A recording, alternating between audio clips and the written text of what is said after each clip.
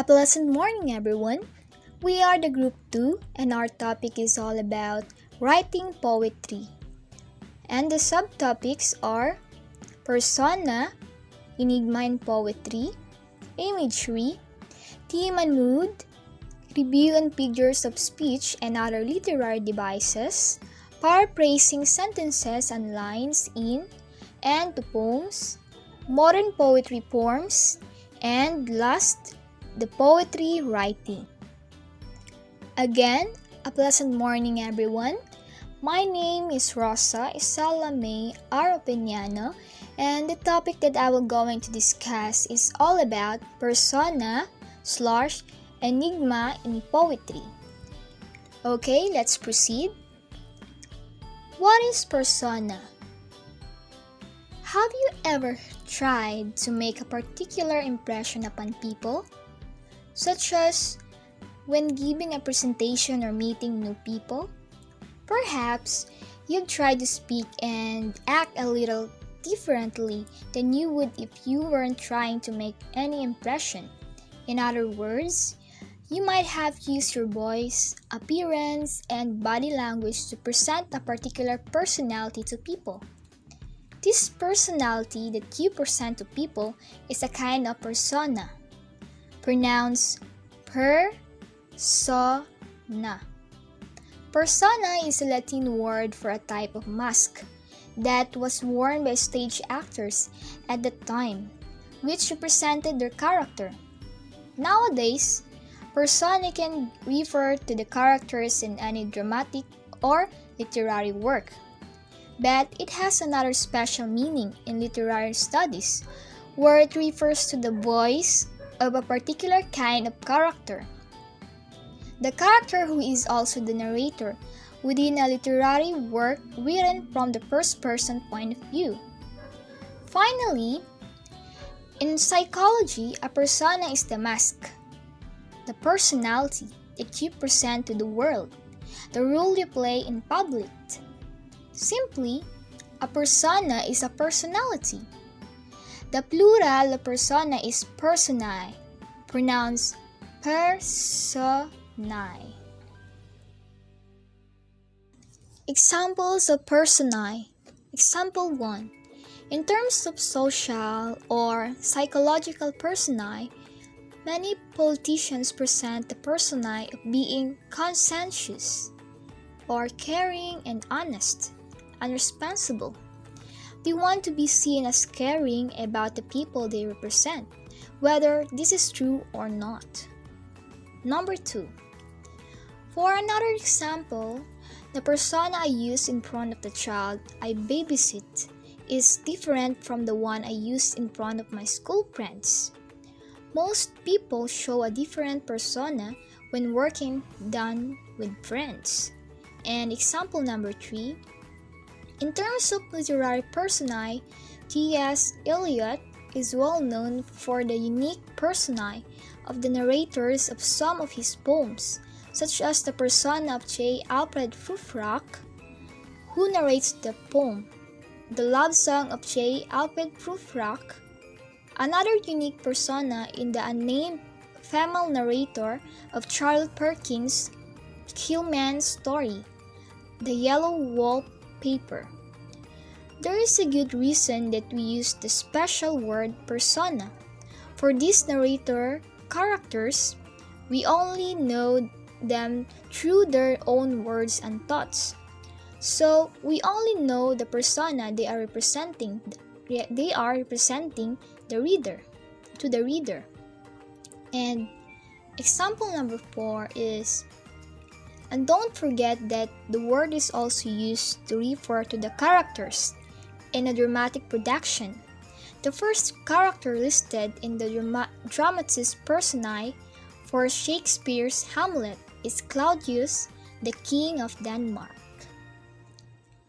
Types of persona. There are not really types of persona, only the different meanings of persona. Once again, A. Character. If you look at the beginning of any play, you will see the dramatis personae, the list of all the characters, the personae. Novels also have dramatist personae, although they are usually not listed. Some novels might show you an illustration of a family tree. Every work of literature, dramatic, prosaic, or poetic, has characters, or at least one, the narrator, at minimum. Every literary work has personae. And B. Voice.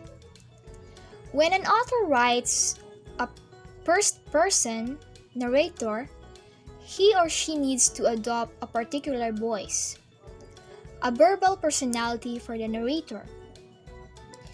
This is also persona, but only when the narrator is a character, even if we don't know their name. To be a persona, the narrator must simply have a personality, an identity which is not supposed to be that of the actual author.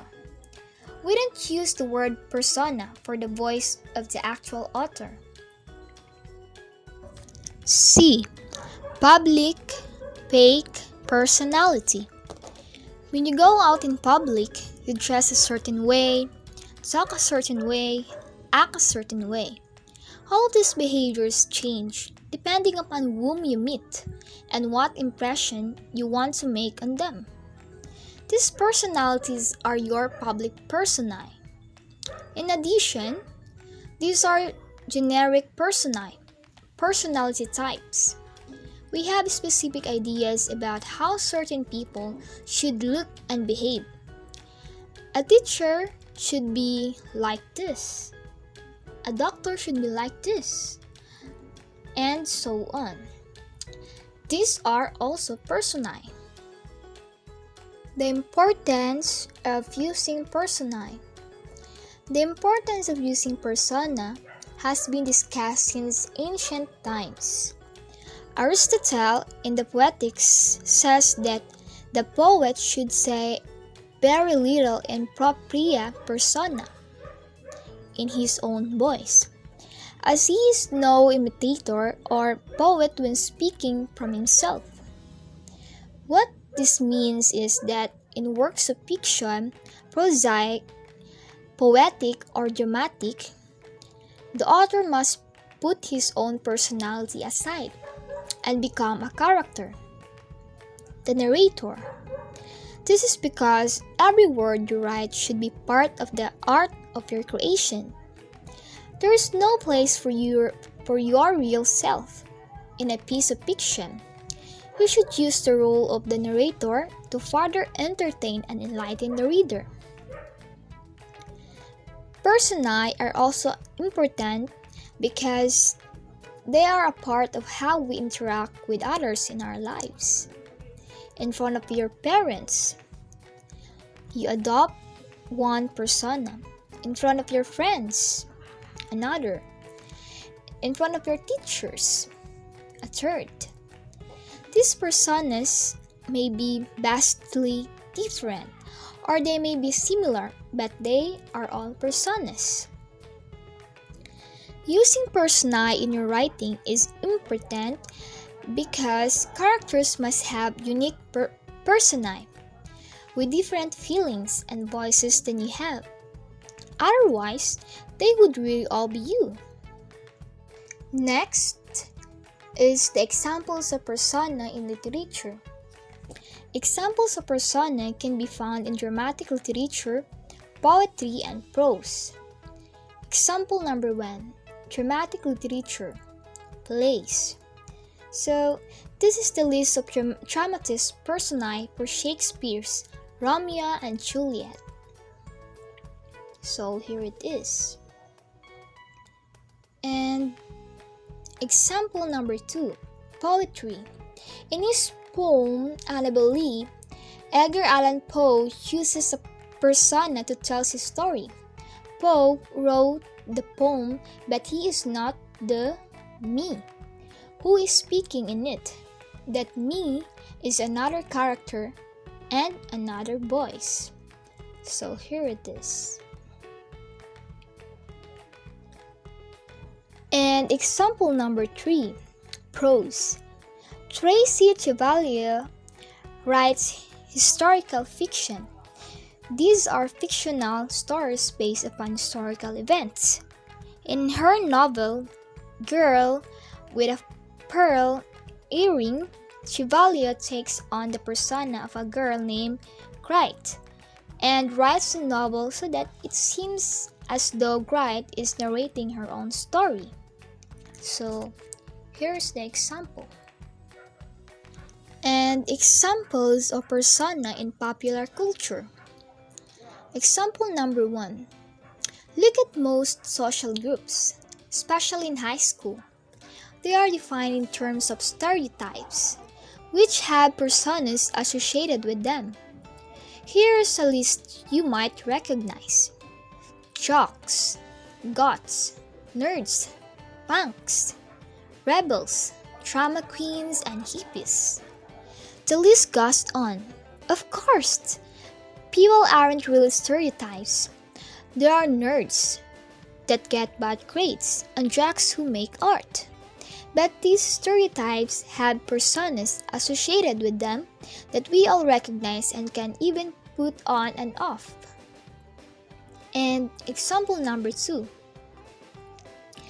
Performers almost always use personas. We can see this easily when looking at musicians. Many rappers use the gangsta persona, like Snoop Dogg, or Dr. or Dre, or Gorillaz is a virtual band that uses a totally fictional persona depicted through animation. Each member of the classic 1970s band, the Village People, had a different persona: Native American, soldier, biker, construction worker, policeman, and cowboy. Celebrities do, and to a certain extent, must adapt personas. If you go to a book of albums signing for a favorite writer or performer, you want to meet the idealized version of this person. You are not there to hear about how normal they are, or how they have a headache, or how tired they feel. You want to see the stage version. Celebrities are by different personas. They are larger than life. They exist apart from reality. And example number 3. You can also find examples of literary-like personas in television shows and movies. When a show is narrated by a character, such as in Mr. Robot, or in shows that have a host. For example, Jon Stewart and Stephen Colbert have both become famous for their personae because they host their non-fiction comedy shows in the roles of ultra-right-wing commentators, although the real political views are more left-wing. What is an example of a persona poem? In a persona poem, the poet takes on a character and writes from his or her perspective, using first-person point of view. So the I in the poem isn't the poet, it's the character. While you let that one sink in, check out these examples of persona poems. My Lost Duchess by Robert Browning. So the next topic is enigma. What is an enigma in literature?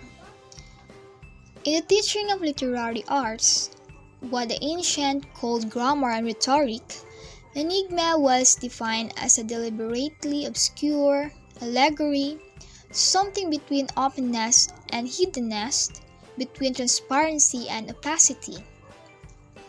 Something puzzling, mysterious, or inexplicable, and a riddle or a difficult problem. A perplexing, baffling, or seemingly inexplicable matter, person, and etc. a German device used during World War II to encode strategic messages. And the definition of enigma is something or someone that is puzzling or a riddle. The word enigma first appeared in print in 1449. Its origins remain as mysterious as the word itself. It is likely to derive from the Latin enigma, meaning a riddle, or the Greek enigma, which derives from the word enisestai, to speak obscurely, speak in riddles. An example of an enigma is the question, which came first, the chicken or the egg? Origin of enigma. Latin enigma from Greek enigma from enisestai, to speak in riddles from enus, fable, and from American Heritage Dictionary of the English Language, 5th edition, from Latin enigma, riddle, from ancient Greek, enigma, dark saying, riddle. And what makes a person an enigma? A person who is described as an enigma is a bit of a mystery. You never know what that person is really thinking, or what his or her motives for doing something are. In the Golden Age of Greece, 5th century BCE, before terms like symbols and allegory had come into literary studies, enigma identified that what the language of the poems associated with Orpheus and Homer have in common with Delphic oracles. Enigma is often translated riddle, but Greek had another term, krypos, for verbal puzzles that involve mere puns and tricks with letters, and that most lose interest once they are solved. The riddle of the Sphinx, by contrast, merits being called an enigma. What caused 4 feet in the morning, 2 feet at noon, and 3 feet at dusk? This complex metaphor not only challenges iniquity, but opens contemplation of human life. All the more so in the light of the story of its famous solver, Oedipus. Just as a riddle both conceals and reveals, the enigmatic invites a posture that combines both suspicion and advocacy.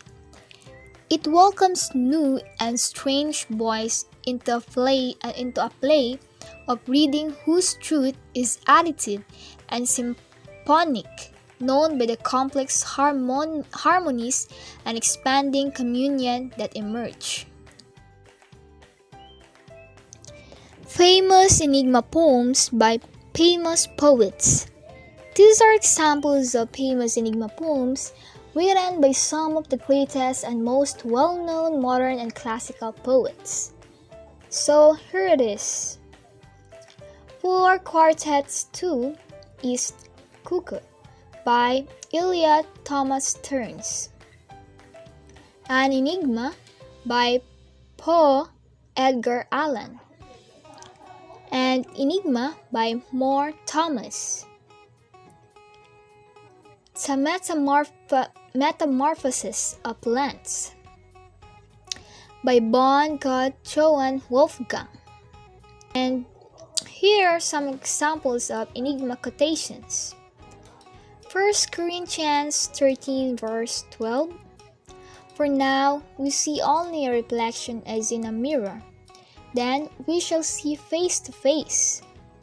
Now I know in part, then I shall know fully, even as I am fully known. For now we are looking in a mirror that gives only a dim, blurred reflection of reality as in a riddle of enigma. But then, when perfection comes, we shall see in reality and face to face. Now I know in part imperfectly, but then I shall know and understand fully and clearly, even in the same manners as I have been fully and clearly known and understood by God. For now, we see through a glass darkly, but then face to face. Now I know in part, but then shall I know even as also I am known. Proverbs 1 verse 6.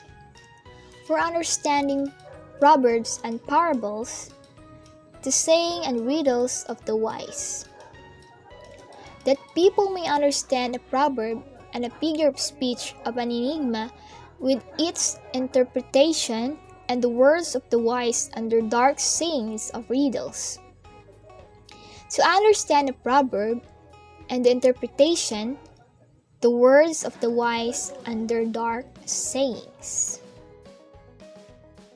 And here's the references of my topic, persona and enigma in poetry. And that's it. Thank you for listening. God bless us all, and see you on the last topic, poetry writing. Bye. Good day, everyone.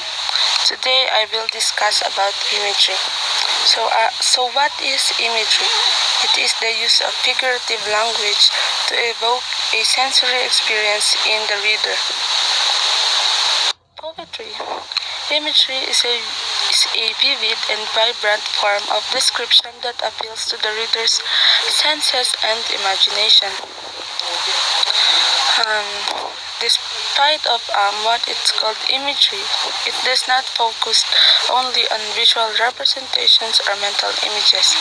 It refers to the full spectrum of sensory experiences, including internal emotions and physical sensations.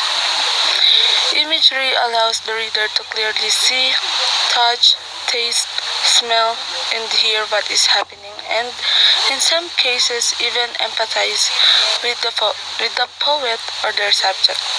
Imagery also beautifies a poetic work and brings it to life. There are 7 types of imagery in poetry. The first one is visual imagery. Here the poet appeals to the reader's sense of sight by describing what the speaker or the narrator of the poem sees. It may include colors, brightness, shapes, sizes, and patterns. Poets often use metaphor, simile, or personification in their description or in describing what is being described in the poem. One example of that is this stanza from the poem by William Wordsworth entitled "I Wandered Lonely as a Cloud." So here in this poem, the author is inspired by a walk he took with his sister. The poet uses simile to compare his lonely wandering to the aimless flight of a cloud. Additionally, he personifies the daffodils, which dances as if a group of humans. The next one is auditory imagery. Here, the poet appeals to the reader's sense of hearing or sound. It may include music and other pleasant sounds, harsh noises, or even silence. Here, the poet may also use a sound device like onomatopoeia or words that imitate sounds. One example of that is this from the poem To Autumn by John Keats. Here the author personifies fall as if it is a musician with a song to sing, and then creates an audible soundtrack from the sounds that the surrounding is making. The gnats form a wailful choir, the lambs bleat, the crickets sing, the redbreast whistles, and the swallow twitter, all sounds marking the passage of time and the advance of winter. The next one is gustatory imagery. Here the poet appeals to the reader's sense of taste by means of describing something that the narrator or the speaker of the poem tastes. It may include sweetness, sourness, saltiness, savoriness, or spiciness. It is especially effective when the poet describes a taste that the reader has experienced before. One example is this from the poem Discomposed by Walt Whitman. Here, the author is pondering the life cycle and how it is that the earth produces herbs, roots, orchards, and grain that are enjoyable whilst processing a compost of the many human corpses buried under soil everywhere. Although most people have not eaten human flesh, the sour dead and foul liquid and meat describe the taste of rotting meat. Next is tactile imagery. Here the poet appeals to the reader's sense of touch by describing something that the speaker of the poem feels on their body. It may include the feel of temperatures, textures, and other physical sensations. So one example is this from the poem For a Furious Lover by Robert Browning. Here the author uses tactile imagery of the chill of a storm, the sensation when a door is close to it and the fire's blaze coming from a furnace grate to describe the warmth of the cottage. The next is olfactory imagery. Here the poet appeals to the reader's sense of smell by describing something that the speaker of the poem inhales or smell. It may include pleasant fragrances or off-putting odors and other that a person can smell. One example is this from the poem Rain in Summer by Longfellow. Here the author use of imagery in the words clover-scented gale and well-watered and smoking sun paints a clear picture in the reader's mind about the smell that the speaker experiences after a rainfall. The next one is kinesthetic imagery. So here the poet appeals to the reader's sense of motion. It may include the sensation of speeding along in a vehicle, a slow sauntering, or a sudden jolt when stopping, and it may also apply to the movement of the poem's speaker or narrator and the objects around them. Example is this from the poem Leda and the Swan. Here it is about the retelling of the god Zeus' rape of the girl Leda from Greek mythology. The opening lines here convey violence in the movement of the bird's beating wings while Leda's staggering provides the reader with a sense of her disorientation at the events. The last one is organic imagery. Here, the poet communicates internal sensations such as fatigue, hunger, and thirst, as well as internal emotions such as fear, love, and despair. So, one example for that is this from the poem Birches by Robert Frost. Here, in this moment, Frost, who has seen bent birches trees and imagined a boy's playful swinging has bent them, describes feelings of fatigue and aimlessness and a longing to return to the purposeful play of youth. So remember that In writing imagery, writers use imagery to evoke emotion in readers. In this way, the reader's understanding of the poetic subject, the setting, the plot, the characters is deepened and they have a sense of how to feel about it. Ideally, as a literary device, imagery should enhance a literary work. Unfortunately, some writers try to use this literary device too often, which can lessen the impact of the description and figurative language. For imagery to be effective and significant, whether in poetry or in writing a story, it should add depth and meaning to the literary work. But the overuse of imagery can make it difficult for the readers to understand the message of the literary work. Therefore, it's essential for writers to balance presenting information in a straightforward and in using imagery as a literary device. So that would be all, and thank you for listening, everyone. Good day everyone, my name is Dana Sudaria and today I will going to report the theme and the mood in poem. So let's get started.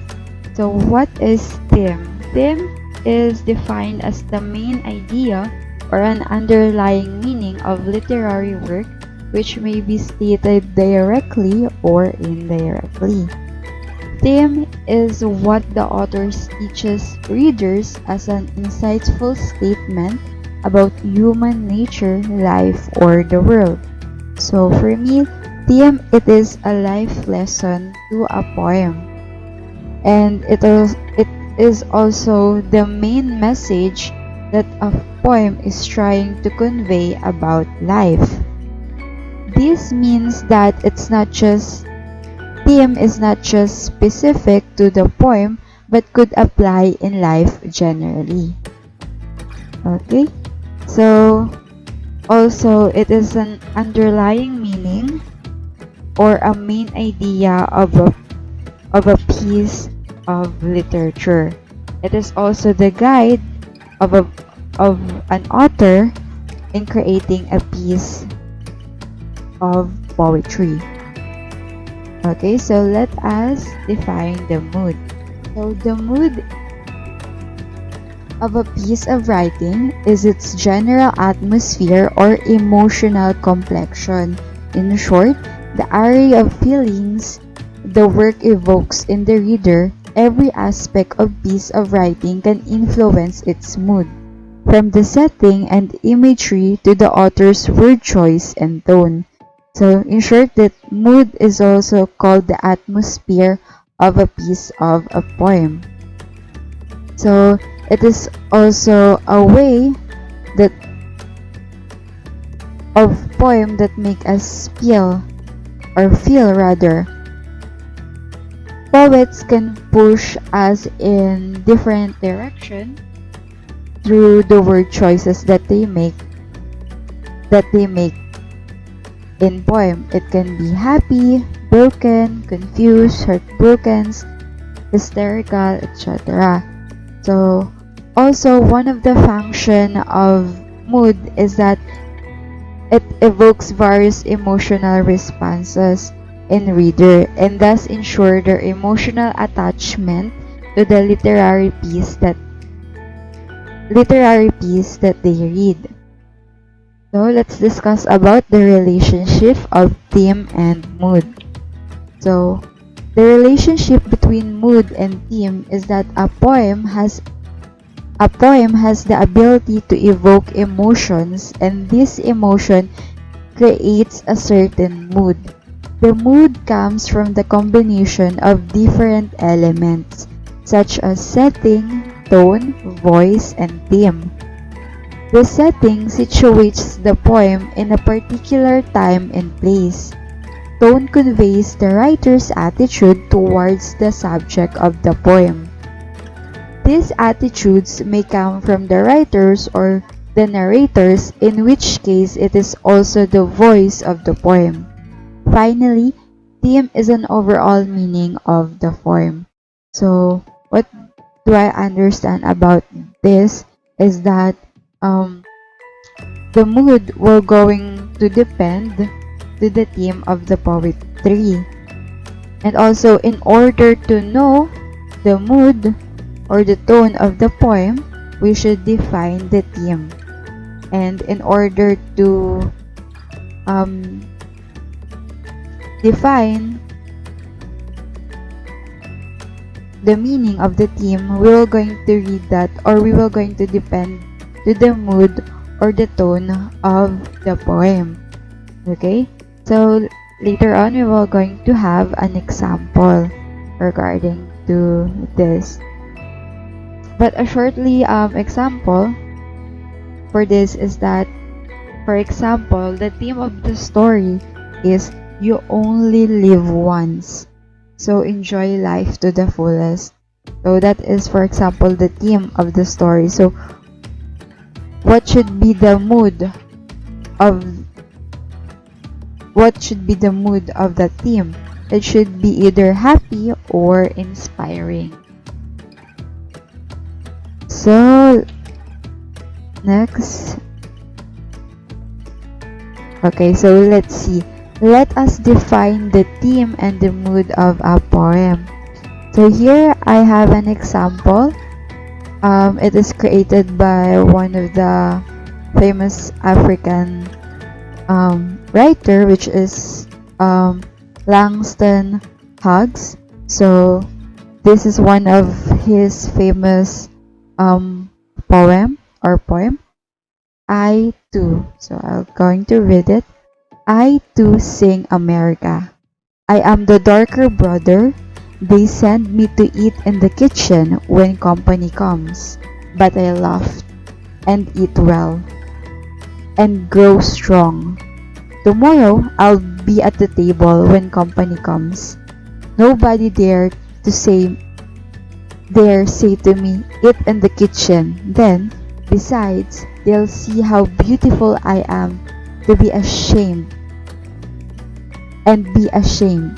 I too am America. So, what do we mean by that? For me, the theme of this piece is that it talks about against racism, against black people. It is also this one of piece that talks about freedom and racial equality regarding to white American and black American. So what should be the mood of this piece? I think one of the mood of this piece should be pride and defiant. So what do you think? On your own opinion, what do you think is the theme or the mood of this piece? Okay, so let's move to another example. This is also one of the famous work of this author named Emily Dickinson. It is Hope is the Thing with Feathers. So hope is the thing with feathers. The perches in the soul and sings the tone without the words and never stops at all. The sweetest in the gale is heard. The soar must be storm that could abash the little bird that keeps so many warm. I've heard it in a chilliest land and on the strangest sea, yet never in extremity it has a crumb of me. So what do we mean by that? So the theme of this poem is honoring a human capacity for hope. So seeing hope despite of hardship in life. So what should be the mood of this poem? The mood should be uplifting and inspiring. So reader should feel that they will going to inspired after they read this poetry or poem. So yeah, that's all. I hope that you guys understand my short and brief discussion regarding to this topic. And yes, thank you for listening and have a great day. Bye. Thank you.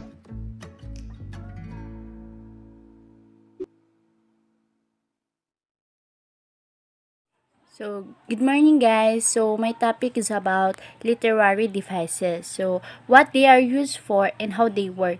So, I know most of us are familiar with these devices. Literary devices are various elements and techniques used in writing to create an intended perception of the writing for the reader. So literary or poetic devices are used throughout both fiction and non-fiction to add depth. So literary devices are important in writing poetry because they stand as essential tools that a poet or writer uses to create rhythm, poem's meaning, mood, feelings, or mood or feelings about the piece. So next is alliteration. Alliteration is the repetition of the same letter or sound at the beginning of a string or of connected word. So example is, though the winter was cold, a number of crafty crimson cats cuddled on the covered porch. So it is the repetition of the same consonant sound in words occurring near one another. So, by repeating the letter C or sound C, the reader's attention is focused on the crafty crimson cats, even if only unconsciously. Next is allusion. An allusion is when an author references something well known without literally stating what they are talking about. Example is, I was surprised his nose was not growing like Pinocchio's. So, allusion, so it is a casual reference to a famous or historical or literary figure or event. So, it's stated there in the example stated earlier about Pinocchio, which is we all know about Pinocchio for having long nose when he make lies. Next is assonance. Assonance, this is the repetition of identical or similar vowel sound in sentence or words. Example, fire at the private eye hired to pry in my business. Next, I must confess that in my quest I felt depressed and restless. So, assonance, so with this device, it is similar to alliteration because it also involves repetition of sounds. But this time, it's vowel sound. We have a, e, o, u. So, as you observe in the given example in the sentence, letter E or A was usually the vowel used. Next is repetition. When a particular phrase or word appears over and over in a written work, that is an example of repetition. So example is, a lion looked at me from the porch, its face frozen in stone. Walking home, a lion followed me halfway around the block until it jumped over the neighbor's fence. A lion looked down at me from father's bearded face. Even as I lay in bed, a lion watched me from the stairs above, and I wonder what I ever found back to K-12-18 and finally escaped from this unspoken persecution. So repetition, so you based on example given by the repeating word lion, the reader is offered great insight into what or who is the character perseverating about. So, lion is the main character in the example given. Next, Symbol using an object or action that means something more than its literal meaning. Example is heart. Heart is represent love or symbolizes love, compassion, and health. Next, dove. Peace, love, and calm. So, symbol, usually in writing a poem or poetry, writers usually use objects rather stating the meaning. for the reader to depict or evaluate the piece with deeper message or meaning. Like usually used in poetry, example is tree, which is symbolizes growth or nature or eternal life. Next, anaphora, the deliberate repetition of the part of the sentences in order to achieve an artistic effect is known as anaphora. Example, my life is my purpose. My life is my goal. My life is my inspiration. So, anaphora is a technique device is used by writers to emphasize their message or to make their words memorable. So, they usually use repetition of words or the beginning of words for the readers to pick up easily the about the piece. So that's all about my topic. Thank you and have a blast. God bless everyone. Reviews of figures of speech. I only choose the 5 common types of figures of speech to be discussed. Let us know what is figures of speech. Figure of speech is a word or phrase that is used in a non-literal way to create an effect. This effect may be rhetorical, as in the deliberate arrangement of words to achieve something poetic, or imagery, as in the use of language to suggest a visual picture or make it more vivid. In short, this is a creative way of the author to express his or her ideas about the theme or the subject in a non-literal way. Simile. Simile is a figure of speech in which two essentially dissimilar objects or concepts are expressly compared with one another through the use of like or as. Simile is used as a literary device to assert similarity with the help of like or as, which are language constructs that establish equivalency. In short, simile creates an explicit comparison between two things that are different enough from each other such that their comparability appears unlikely. Example, my baby is light as a feather doesn't mean that his baby is light. It means his baby is not that heavy, but not literally like a feather. Next example is, she has cheeks like roses, meaning she is blushing. Next is metaphor. Metaphor is a figure of speech that makes a comparison between two unlike literary device. Metaphor creates implicit comparisons without the express use of like or as. Metaphor is a means of asserting that two things are identical in comparison rather than just similar. This is useful in literature for using specific images or concepts to state abstract truths. For example, laughter is the best medicine. This just means that laughing is beneficial for our health and our well-being. Next example is, he's a walking encyclopedia. He is not literally an encyclopedia. It just means that he knows many things. Next is personification. It is a figure of speech in which an idea or thing is given human attributes and their feelings or is spoken of as if it were a human. Personification is a common form of metaphor in that human characteristics are attributed to non-human things. This allows writers to create life and motion within inanimate objects, animals, and even abstract ideas by signing the recognizable human behaviors and emotions. Personification is a literary device found often in children's literature. Personification is an effective use of figurative language because personification relies on imagination for understanding. Of course, readers know at the logical level that non-human things cannot feel, behave, or think like humans. However, personifying non-human things can be an interesting, creative, and effective way for a writer to illustrate a concept or make a point. Example, my alarm yelled at me this morning. Only people can yell.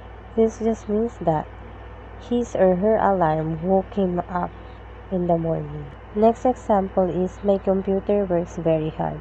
This just means that his computer is very useful.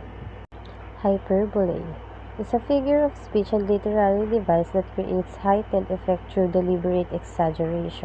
Hyperbole is often a boldly overstated or exaggerated claim or statement that adds emphasis without the intention of being literally true. In rhetoric and literature, hyperbole is often used for serious, comic, or ironic effect.